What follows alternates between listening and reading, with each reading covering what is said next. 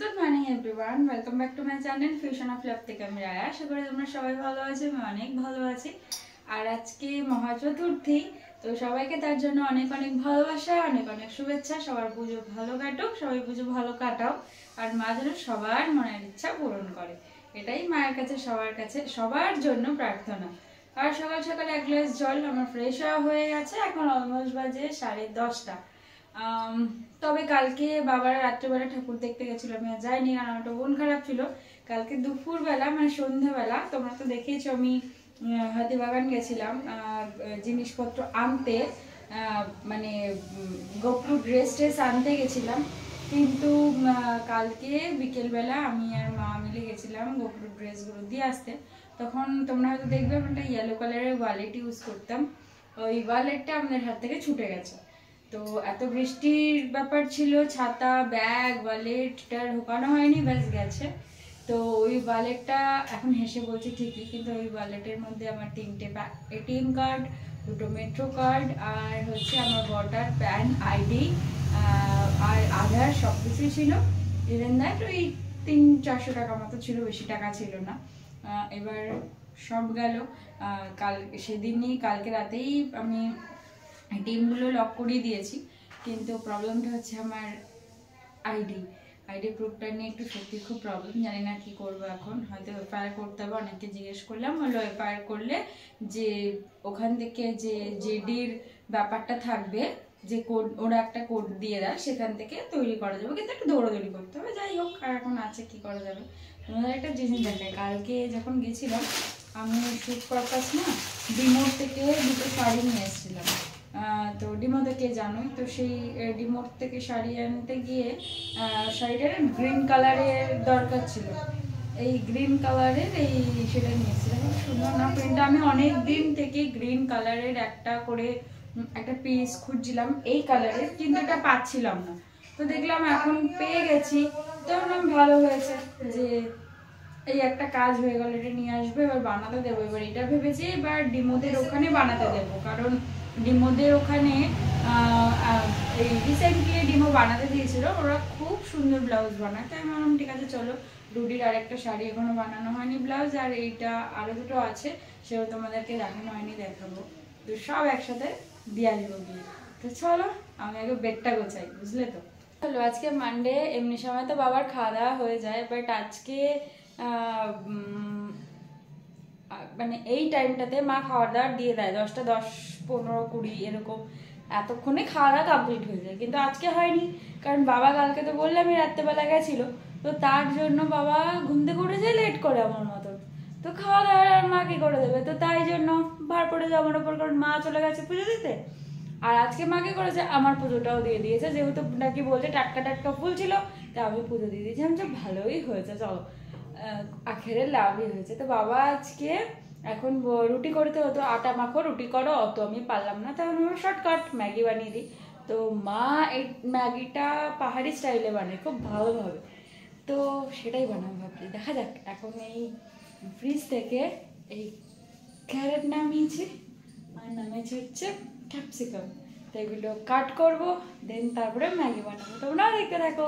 এইখানটাতে মাকে দেখেছি, এইখানটাতে মানে এইভাবেই কেটে নেয়, সব থেকে ইজি হয়। আবার নিচে রাখো, আবার নিচে কাটো, তার থেকে বেটার হয় এখানে রেখে কেটে নাও। তো আমি ঠিক আছে চলো, আমি এখানে রেখে কেটে নিই।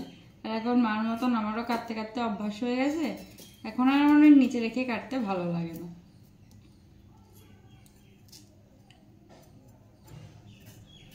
ক্যারেট এত প্রবলেম করে কাটতে আমি তো জানতাম না। তো তারপরে দাও ছেড়ে চাকু নিলাম, চাকু নিয়ে এই যে 100 বছর পর মানে কাটা কমপ্লিট হলো। কাটতে গিয়ে জান কয়লা হয়ে গেছে আমার। তো এবার এটাকে বসাবো রান্নার জন্য। ম্যাগি একটু জল দিয়ে তার মধ্যে একটু নুন দিয়ে দিতে হবে। নুন দিয়ে জানি না, নুনটা মনে হয় আমি একটু বেশি খাবো, তবে জ্বলছে না কেন। আজকে সকাল থেকে মা আর গ্যাস জ্বালায়নি, তার জন্য আমাকেই গ্যাসটা জ্বালাতে হবে মনে হয়।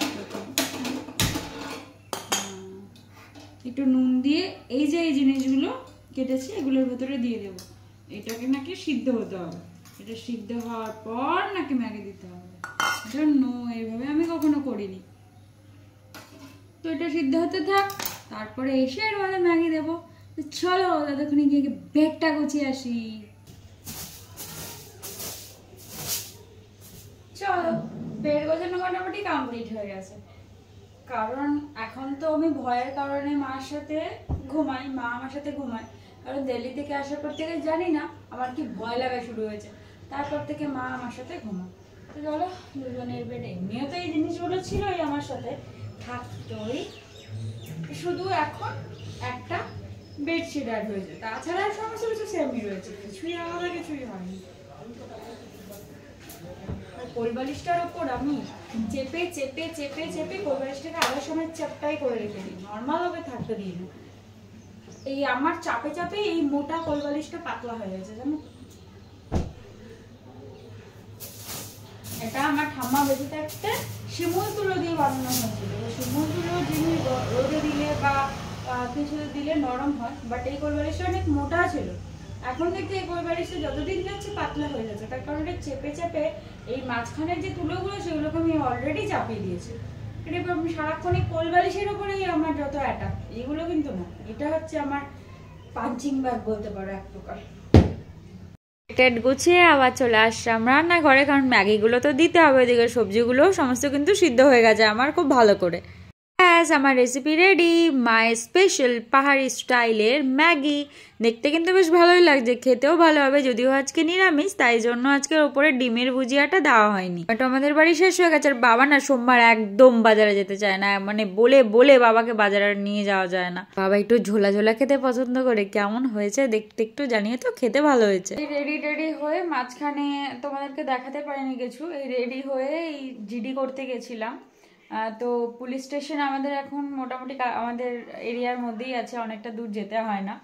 যে নর্মাল ফাঁড়িগুলো হয় না সেগুলোই রয়েছে, মানে যেটা আর কি মেন পুলিশ স্টেশন, তার আন্ডারে যেটা আর কি সাব ডিভিশন রয়েছে সেটাই রয়েছে। তো বললো ওখানেই সমস্ত জিডিপিডি সমস্ত আমাদের এখানকার এখানেই করতে হবে, মানে রানাঘাট পোস্টে কিছু একটা হবে, যাই হোক আমি এত কিছু ডিটেলে জানি না। তো ওখান থেকে কাজ করে আসলাম, বলে আসলাম, জিডিটা করা হয়নি। তো বাড়ি এসে জেরক্স খুঁজলাম। এবার প্রবলেমটা হচ্ছে আমি কিছু জেরক্সও করে রাখিনি, ফোনে ফটোও তোলানি, তার জন্য প্রবলেম। ওরা বারবারই বলতে চাইছে যে তোমার কাছে যদি ওগুলো কিছু না থাকে তাহলে আমরা জিডিটা করবো কোন বেসিসে, আর তুমি ওগুলোই রিটার্ন পাবে কিসে, তোমাকে আবার নতুন করে দিতে হবে। আর আমার সমস্ত জায়গায় আধার কার্ড ভোটার কার্ড তো ওটাই দেওয়া, তো প্রবলেম ওটাই হয়ে গেছিলো। এবার যেহেতু আধার কার্ডটা বড় সাইজের আমার পিভিসি করা ছিল, ওইটা হারিয়ে গেছে। বাড়ি এসে লাকিলি আবার ফাইলটা চেক করতে গিয়ে দেখলাম আমার মেন প্যান কার্ডটাও রয়েছে, হারিয়েছে। তার মানে শুধু ভোটার কার্ডটা, আর প্যান কার্ডটা আমি যখন দার্জিলিং গেছিলাম তখন সব পিভিসি নিয়ে গেছিলাম, আবার প্যান কার্ডটারও পিভিসি নিয়ে গেছিলাম, যার জন্য প্যান কার্ডটা অরিজিনালটা আমার কাছেই রয়ে গেছে। এটা একটা ভালো জিনিস। তো তার মধ্যে ভোটার কার্ডটা হারিয়েছে, একটা জিনিস খারাপ। আর এটিএমগুলোতে লক করেই দিয়েছি। মেট্রো কার্ডের মধ্যেও প্রায় 100-150 টাকা করে রিচার্জ করা ছিল, আবার মেট্রো কার্ড বানাতে হবে, এটা একটা খারাপ জিনিস। তো এই দুটাই প্রবলেম, তাছাড়া আর কোনো প্রবলেম নেই। তো বিকেলের দিকে আবার মনে হয় যাব, আর যেহেতু দুটো পাওয়া গেছে সেহেতু একটুখানি ইসেই আছে যে আধার কার্ড আর প্যান কার্ডটা সব থেকে ইম্পর্টেন্ট এখন, এটা পেয়ে গেছে যখন বেস্ট। এবার প্যান কার্ডটা পিভিসি বানাতে হবে, আধার কার্ডে পিভিসি বানাতে হবে, এটা একটা ব্যাপার। আর ভোটার কার্ডের জন্য অ্যাপ্লাই করতে হবে। যাই হোক, একটা ভালো নিউজ তো তোমাদের দিলাম, তাই না বলো, একটু শান্তি লাগছে। জাস্ট চেঞ্জ করে একটু কিচেনে এসে দেখি মা মায়ের রান্নাঘরটা পরিষ্কার করতে চলে এসেছে। মা এর মধ্যেও যে সমস্ত বাড়ি ঘর টুকটুক টুকটুক করে সব পরিষ্কার করেছে। এদিকে সবাইকে দেখিয়েছে যে আমি ঝাড়াঝাড়ি করিনি, কিন্তু কিছুই বাদ রাখেনি, সব কিছু ঝাড়াঝাড়ি করেছে একদম। আর আজকেই বাকি ছিল এই কিচেনটা, সেটাও কমপ্লিট। আজকে আমাদের রান্না কি হয়েছে? আলু সিদ্ধ, ডাল আর বড়া। বড়া কিসের? কুমড়ো পাতা ব্যাটার বানানো আছে, চারিদিকে পেপার টেপার সমস্ত কিছু প্যাকিং করে রাখে একদম পুরো সব কিছুকে। কাজের ফাঁকি থাকলে মানুষের অনেক কিছু শর্টকাট খেতে ইচ্ছা করে, যেমন আমাদের আজকে ইচ্ছা করেছে মান্ডেতে খেতে। আর বাবা এখন করছে গার্ডেনিং, সেই সকাল থেকে গার্ডেনিংয়ের পেছনে লেগেছে। আর আজকে মানডেতে তো আমাদের গার্ডেনিং চলে, জানো তো, সেটা সকাল থেকে চলছে, এখনো পর্যন্ত কন্টিনিউ চলছে। দাঁড়াও দেখায় তোমাদের একটু। আমাদের হচ্ছে এখানে চাল কুমড়ো পাতার বড়া। স্নান করতে যাওয়ার আগে বড়াগুলো দেখেই আমার জাস্ট জিভে জল চলে এসছে। বড়া যে আমার এত ফেভারিট, কি করে হয়ে গেল আমি ঠিক বুঝে উঠতে পারছি না। স্নান করে আসলাম, আমার মা টেনে টুনে আলু সিদ্ধ মাখতে বসিয়ে দিল। এই আলু সিদ্ধ মাখতে নাকি আমি আমার ভালোও পারি, মা এটা আমাকে বলে। ঠিক আছে, কোনো একটা কাজ তো ভালো পারি, একটু তো নিজের ক্রেডিট নিজেকেও নিতে হবে, তাই না? এদিকে খেতে বসে পড়েছে, বাবাকে দিয়ে দিলাম। তারপরে আলু সিদ্ধ শুধু শুধু নিয়ে চাটি করে, আমার তো এরম ভাবে আলু সিদ্ধ খেতে এত ভালো লাগে। এর মধ্যে সবই ছিল, শুধু একটুখানি পেঁয়াজের অভাব, কারণ আজকে তো নিরামিষ, পেঁয়াজ দেওয়া যাবে না। কাঁচা পেঁয়াজ না, কিন্তু ভাজা পেঁয়াজ। বড়া কিন্তু চলে এসেছে, এবার গরম গরম বড়া দিয়ে ভাতটা শুরু করা যাক। আর নিজেকে সামলানো যায় বড়া থাকলে, বলো? ডাল, ভাত, বড়া ও আলু সিদ্ধ। যে গাছগুলো ছিল না, এই গাছগুলো তোমাদেরকে আমি একদিন দেখিয়েছিলাম, যে এই গাছগুলো আমাদের এই জায়গাটা দিয়ে একদম লম্বা করে দেওয়া ছিল, কিন্তু এই পুজো পারপাসে এটা আমাদের চেঞ্জ করা হয়েছে, জায়গাটা পুরো ক্লিন করে দেওয়া হয়েছে। আর এই ছোটো মার যে ওই জায়গাটা তো বাড়ানো হয়েছে, তোমরা জানোই, দেখিয়েছিলাম ছোটো মার ঘর হচ্ছে। তো এই যে ঘরের এই জায়গাটা সুন্দর করে, যেহেতু পিলার করা, তো এই জায়গাটা সুন্দর করে কাকা সাজিয়ে দিয়েছে। কালকে দেখলাম এখানে গাছগুলো প্রত্যেকটা পিলারের মধ্যে লাগানো রয়েছে। দেখো কি ভালো লাগছে না দেখতে জায়গাটা। আমি তো আজকে ফার্স্ট টাইম দেখলাম, এই কিছুক্ষণ আগে বেরিয়েছিলাম, বাট এত ভালোভাবে দেখিনি যে এতটা সুন্দর লাগছে। ওই যে আমাদের মালি কাজ করছে, যেটা হচ্ছে বাড়ির মালি। আর ওই দাদাটা তো প্রত্যেক মানডেতেই নেওয়া হয় দাদাটাকে কাজ করার জন্য।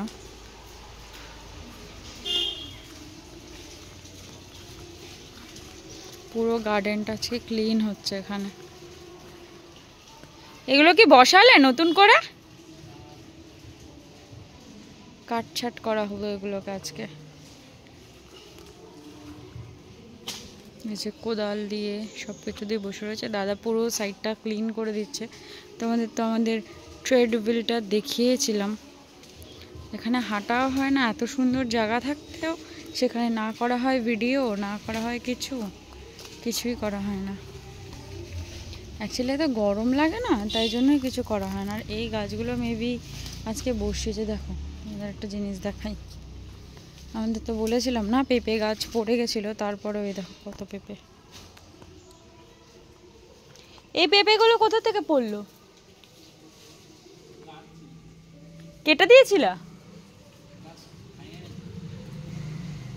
কত পেঁপে পড়ে আছে দেখো, ছোট ছোট গাছের ভর্তি পেঁপে। মানুষ কত পয়সা দিয়ে কিনেও পেঁপে পায় না, আর আমাদের গাছ দেখো পড়ে ভেঙে কি অবস্থা। ও একটা ভালো জিনিস তোমাদের দেখাই, এই দেখো শিউলি গাছ। সকালবেলা ঘুম থেকে উঠলে অনেক কিছু দেখানো যায়, সকালে তো ঘুমিয়ে থাকি। শিউলি ফুল পরে বিছিয়ে রয়েছে, দেখি কালকে যদি পসিবল হয় তোমাদের একবার দেখাবো সমস্তটা ঘুরিয়ে, বুঝলে তো। আর এই যে দোপাটি গাছের চারাগুলো, এগুলো আজকে মনে হয় লাগানো হয়েছে, ঠিকঠাক করা হয়েছে। দাঁড়াও তোমাদের একটা ভালো জায়গায় ঘুরতে নিয়ে যাই। লা লা লা।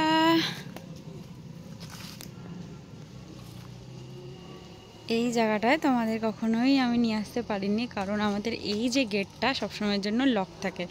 আমরা বলি না আমাদের শালবাগান, এই সেই আমাদের শালবাগান যেটা তোমরা দেখেছো, ওই কর্নারে দিয়ে আমরা মানে ব্যারিকেড করে দিয়েছিলাম। কিন্তু এই যে দেখতে পাচ্ছ সবাই বসে বসে আড্ডা দেয়, এই আড্ডা দেওয়ার জন্য ওরা সমস্ত খুলে ফেলে দিয়েছে। তো তার জন্য আর এখানে কিছু করা পসিবল না। আর দেখো লোকের বাড়িতে পাট গাছ চাষ করে আমাদের এখানে মেলে দিয়ে গেছে, যা কিছু হতে থাকে আমাদের এখানে। আর গাছের এটা কি বলো তো, এখানে আমরা এসে বসে কেন, এই যে গাছের ছায়াটার এখানে এত সুন্দর হাওয়া দেয়, তাই জন্য লোকের বাড়ির মুরগি ছাগল, দেখো মুরগি উড়ে উড়ে আসছে। আর আমাদের বাড়ি যখন মুরগি উড়ে উড়ে আসতো আর আমাদের টপি তাকে ধ্বংস করে দিত, তার জন্য আমরা এই পাঁচিল দিয়ে দিয়েছি, কারণ কত মুরগি যে নষ্ট হয়েছে লোকের তার ঠিক নেই। ওইদিকে দেখো এখনও নেটটা রয়েছে, তোমাদের দেখিয়েছিলাম, কিন্তু এইদিকের নেটটা মানুষজন পুরোপুরি নষ্ট করে দিয়েছে। এখানে সারাক্ষণ আড্ডা সব কিছু চলতেই থাকে। আর এই যে বলতে পারো এক প্রকার এখানে আমি ইজিলি এসে সুন্দর করে ভিডিও বানাতেই পারি, কিন্তু বানাতে পারি না। তারও একটা ব্যাপার থাকে, তার কারণ পুরোপুরি লোকজন থাকে ভর্তি, তাই জন্য বানাতে পারি না, এটাও বলতে পারি। নাহলে এত সুন্দর গাছ, যেই গাছের জন্য আমরা বাইরে যাই ভিডিও করতে, আমার বাড়িতেই এত সুন্দর গাছপালা সব কিছু রয়েছে, কিন্তু সেটা করা পসিবল না। যাই হোক, আর এখানে তো কাঁটা তারের বেড়া দিয়েছিল কাকা, যেন উল্টো দিক থেকে কিছু না আসতে পারে। আর এখানে আজকে মোটামুটি কাজকর্ম চলছে, এখানে যে যাবতীয় নোংরাগুলো ওইখানে ফেলা হচ্ছে, মানে গাছের টোংরাগুলো ফেলা হচ্ছে। এই গাছ যেগুলো নষ্ট হয়ে গেছে সেগুলো আজকে ঠিক করা হচ্ছে, কারণ তোমাদের তো বলেইছিলাম আজকে তাই হবে। আর সকালবেলা আজকে ইচ্ছা আছে একটুখানি এখানে ভিডিও বা কিছু করার। আর এই জায়গাটাতে বলেইছিলাম প্লাস্টিক দিয়ে বাবা ইসে করে দিয়েছে, কারণ ওর নিচে প্রচুর গাছ রয়েছে, গাছগুলো তো পুরো রোদ পেলে প্রবলেম হবে, তাই জন্য গাছগুলোকে প্রোটেকশন দিয়ে রেখেছে আপাতত। আর এই দেখো একটা পুচকি পেঁপে গাছ উঠছে, এটা কিন্তু বসায়নি, যে পেঁপের চারা থাকে না সেখান থেকেই উঠেছে।